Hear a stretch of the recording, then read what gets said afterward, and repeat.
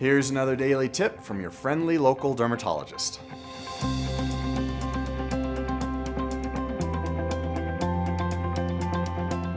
All right, let's talk about how you take care of a forehead after a surgery. Now, the forehead's a relatively easy spot to do surgery on and post-surgical care because there's not a lot of exercises you do with your forehead. But there are some unique considerations. Number one is bruising. Anytime you work above the level of the eyebrow, it's very possible that the inflammation and blood can drain down with gravity as it heals. So please be aware that you could be getting a black or swollen eye after the surgery. Now, usually that happens within 1 to 2 days after the surgery, and then it usually takes about 1 to 2 days after that for it to start to go away.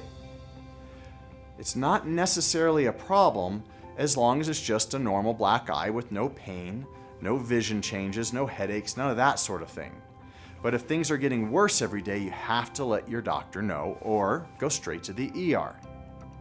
One way to minimize that is to ice the area for 5 minutes an hour while you're awake for the first day, maybe 2 days after the surgery.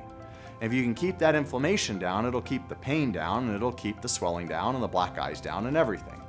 So just for 5 minutes an hour while you're awake for the first day, maybe the first 2 days. Next thing, be really careful with hats. I see a lot of people wanting to put a hat right over the wound to cover it up.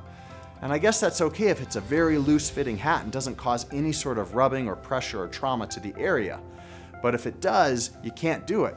And when you take it off, you have to be very careful. And the same goes for helmets, whether that's a bike helmet or a motorcycle helmet. Be very careful with anything you put on, because if you're bothering the wound, that's not good.